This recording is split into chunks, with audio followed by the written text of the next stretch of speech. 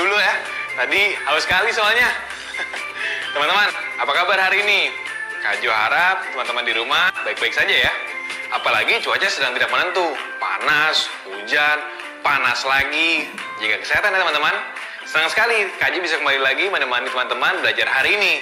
Terima kasih juga untuk ayah dan bunda yang masih semangat menemani teman-teman belajar. Sebelum kita mulai belajar, kita berdoa dulu yuk. Semoga belajar hari ini dilancarkan. Berdoa dimulai ya. Selesai? Oke, kalau gitu Kak Jo minum dulu ya. Wah, Kak Jo baru sadar. Dodi sama Sinta kemana ya? Gak kelihatan dari tadi. Kita cari Dodi dan Sinta yuk.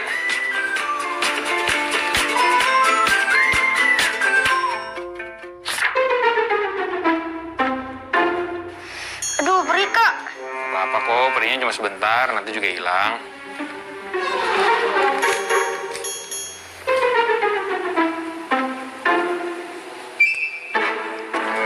Nah, selesai deh.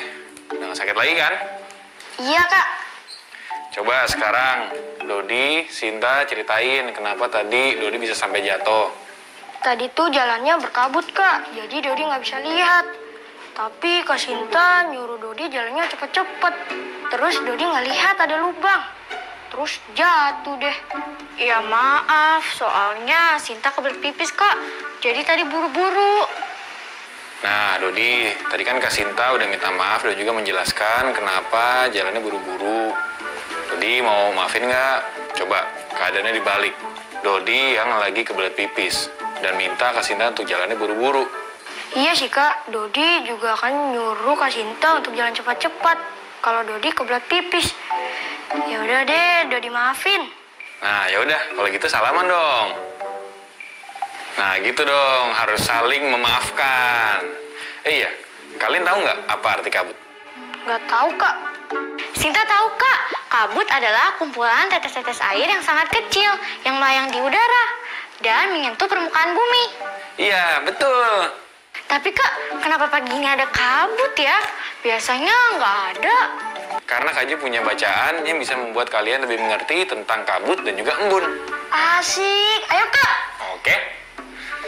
Teman-teman di rumah ikut menyimak ya. Yuk, kita membatik. Membaca itu asik.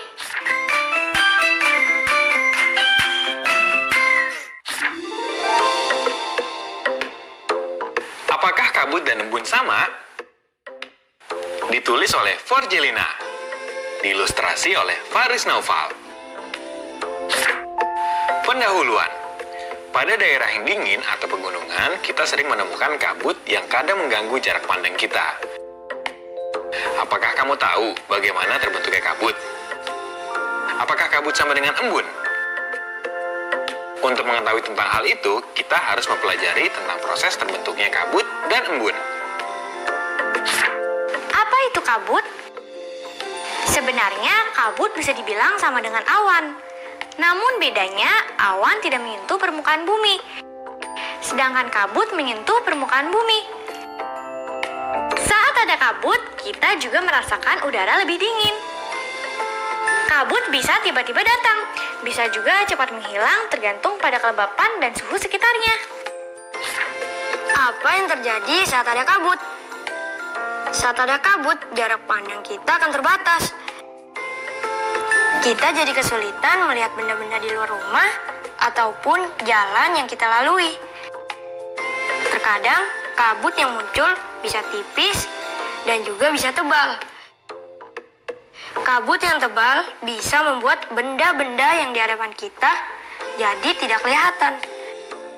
Kita perlu menyalakan lampu kendaraan ketika melintasi daerah pegunungan yang berkabut tebal. Bagaimana terjadinya kabut?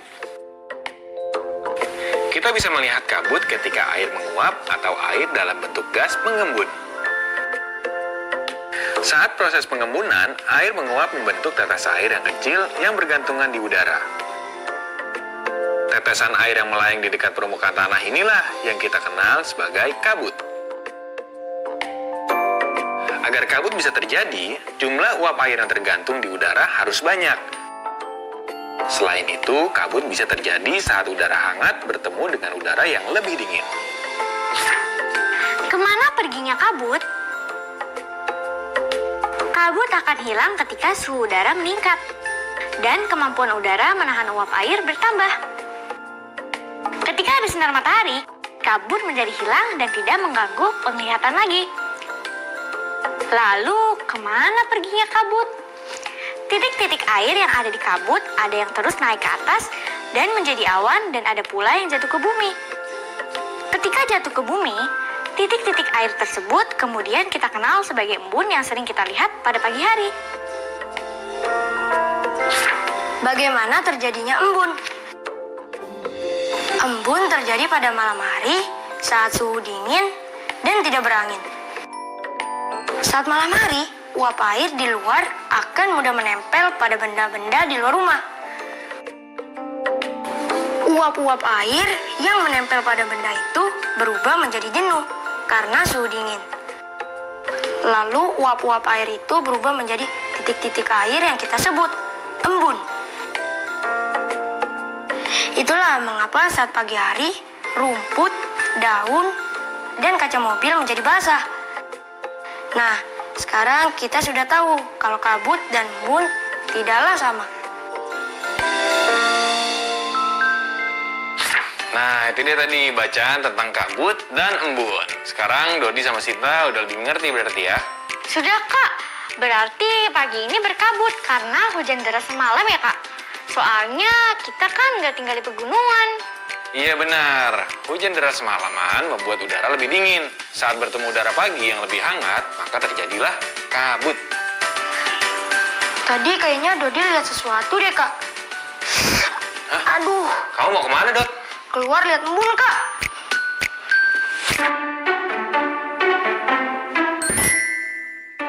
Kajo, Kajo. Sini cepetan. Ini loh, ada embun. Ini bukannya namanya embun. Oh, sebentar, Kak Jo cek dulu ya. Wah, iya, betul sekali. Jadi benar ya, embun itu kalau pagi bisa ada di tanaman. Iya, betul, Dot. Embun itu biasanya kita temukan pada pagi hari. Bisa ada di rumput, bisa ada di daun, bisa ada di bunga, atau ada di kaca mobil. Kita duduk dulu yuk. Yuk.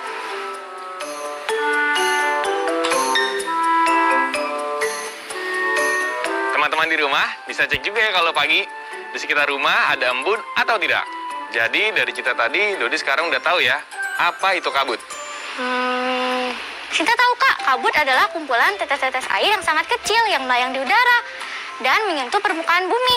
Iya, jawaban Sinta dan juga teman-teman di rumah betul sekali. Tos dulu dong. Nah, sekarang kita udah tahu ya apa itu kabut. Tapi Kak Jo penasaran nih, di mana kita biasanya menemukan kabut? Daerah yang dingin atau pegunungan, Kak?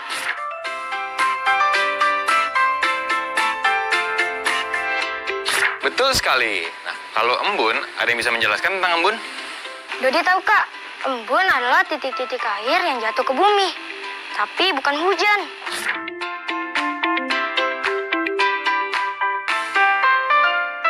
Iya, benar. Nah, kapan kita sering melihat embun? Pada pagi hari kak. Betul. Jadi sekarang Sinta sama Dodi udah tahu ya, apa bedanya kabut dan juga embun? Iya kak. Nah, Sinta sama Dodi hebat nih. Kak Jo jadi senang sekarang. Dodi tahu nggak, titik di gelas ini bisa kita sebut dengan apa? Kita buat uji coba sederhana yuk. Coba sekarang Sinta dan juga Dodi lihat ke gelasnya, ada yang berubah nggak?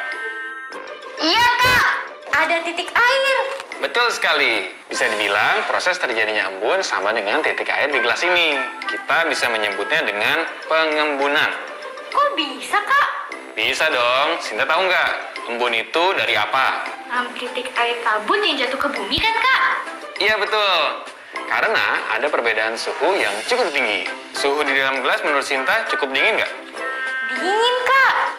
Kalau suhu di ruangan ini sedingin yang ada di dalam gelas nggak? Enggak, Kak. Dinginan gelas. Nah, betul. Karena suhu di dalam gelas lebih dingin, akibatnya uap air di sekitar gelas berubah menjadi titik air. Titik air itulah yang disebut dengan embun. Sekarang sudah mengerti ya bedanya kabut dengan embun? Sudah, Kak. Keren.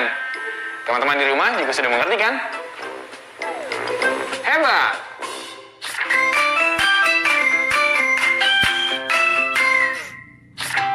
Masih. Masih. Karena. Karena. Anak. Anak. Lain. Lain. Bermain. Bermain. Kalian hebat. Kalian hebat.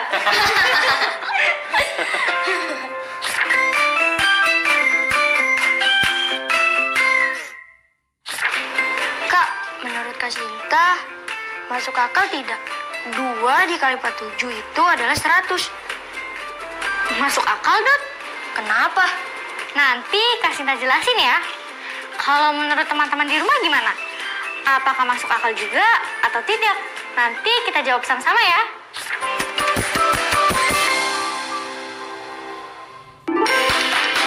Gimana teman-teman?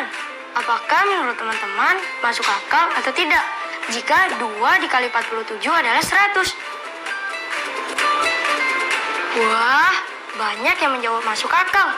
Sama kayak Kak Sinta. Kak Sinta, bisa jelaskan alasannya? 2 kali 47 kan sama dengan 94, mendekati 100. Seperti perkiraan kamu. Jadi perkiraan kamu masuk akal, Dot. 2 dikali 47 sama dengan 100. Hasilnya kurang dari sebenarnya. Yeay! Alasan teman-teman di rumah, apakah sama juga?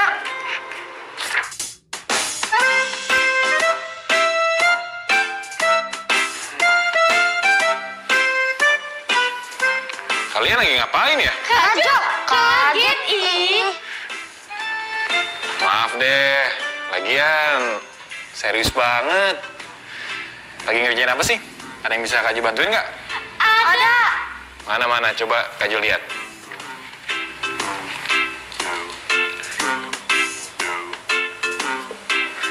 Wah, kebetulan sekali nih. Kak Jo lagi bawa pisang.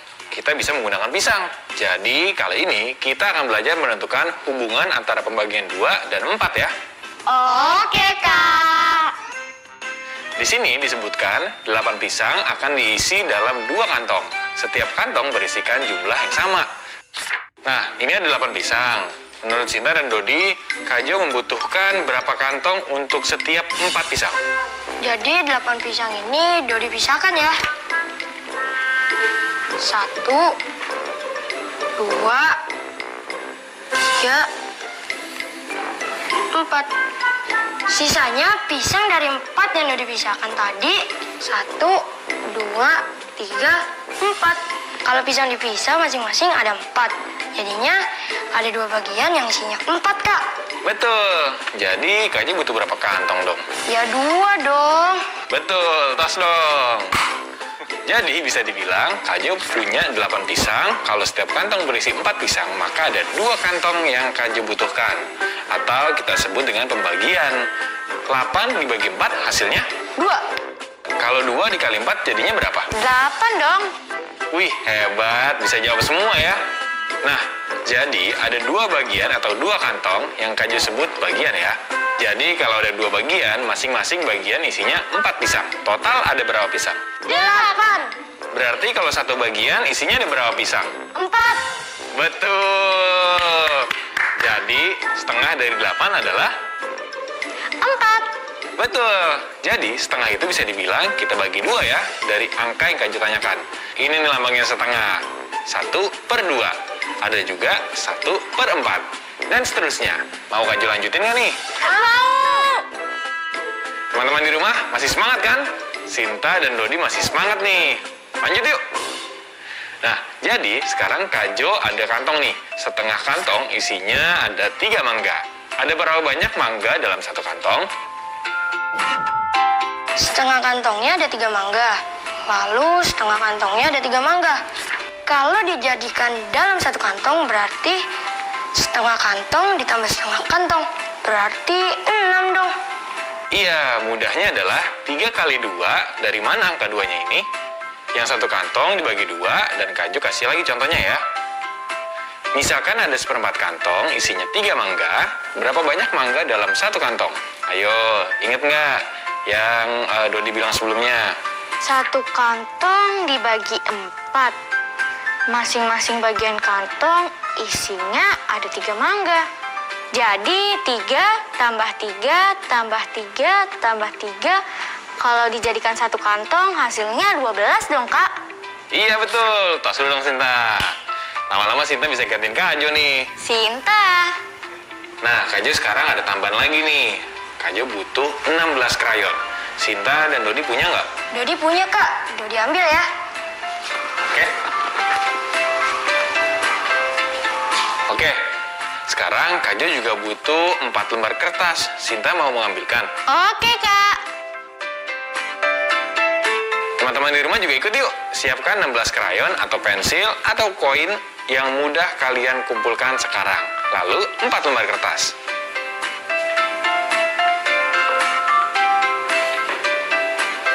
Nih, Kak.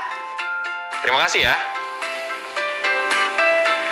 Nah, sekarang kita akan mengerjakan beberapa soal lagi. Teman-teman di rumah juga udah siap ya? Yuk kita berlatih soal dalam Ayo Berlatih. Dengan berlatih, kita akan semakin terlatih.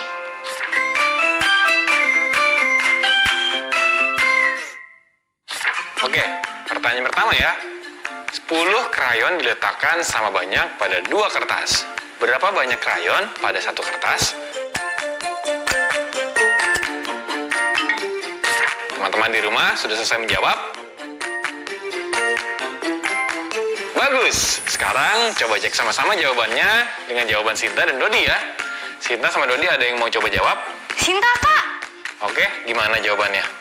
Jika Sinta akan taruh satu persatu krayon di atas kertas yang kiri dan juga kanan, 1, 2, 3, 4,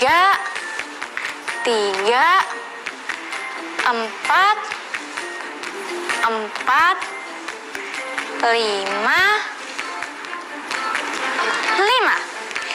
Masing-masing kertas ada 5 krayon, Kak. Betul. Teman-teman di rumah gimana? Menjawab sama seperti Sinta? Bagus. Lanjut ke pertanyaan berikutnya. Lanjut, Kak. Pertanyaannya adalah, berapa setengah dari 10 krayon ini?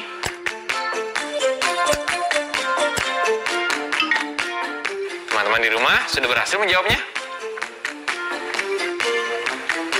Bagus. Sekarang kita coba lihat ya jawaban Dodi sama nggak dengan jawaban teman-teman di rumah. Berapa Dot setengah dari 10 krayon? Jawabannya 5 dong, Kak. Ini udah ada di atas kertas. Wah, Dodi pinter ya. Teman-teman di rumah jawabannya sama seperti Dodi. Kalau begitu jawabannya juga benar. Keren. Kita lanjut lagi ke soal selanjutnya. Lanjut, Kak. Oke, Kak Jo akan tambahin kertasnya jadi 4 ya. Kak Jo akan tambahin juga krayonnya 2 lagi. Jadi ada 12 krayon dan 4 kertas.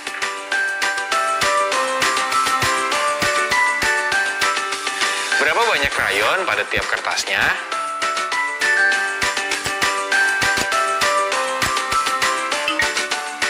Gimana teman-teman di rumah? Sudah menjawab semua? Bagus. Yuk kita cek dengan jawaban Dodi dan Sinta. Kali ini giliran siapa nih yang mau jawab? Sinta? Jawabannya 3, Kak. Jumlah krayon ada 12. Jika diletakkan sama rata di 4 kertas, artinya 12 dibagi 4, Kak. Hasilnya adalah 3. Betul! Kemarin kita sudah belajar tentang awan dan menggambarkan 2 jenis awan. Nah, ingat nggak awan apa? Awan sirus dan kumulus, Kak. Betul, masih ada 1 awan lagi yang akan kita gambarkan. Kak Jo sekarang udah siapin nih alat-alatnya.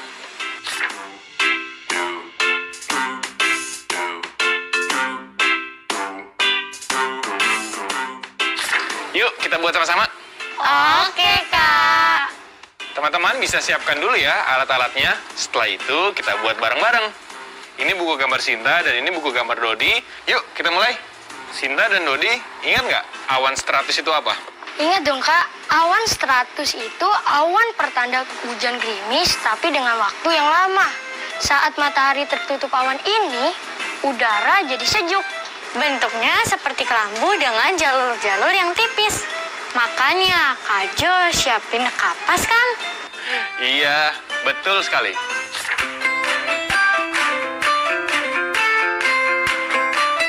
Lemnya itu ditaruh di awannya kan Kak? Iya, awan stratusnya kita kasih lem, setelah itu kita kasih kapas.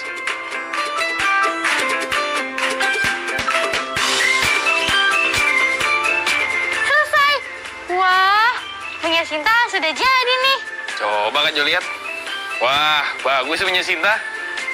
Punya Kak Jo juga bagus nih. Iya, bagus. Dodi, kamu udah selesai belum?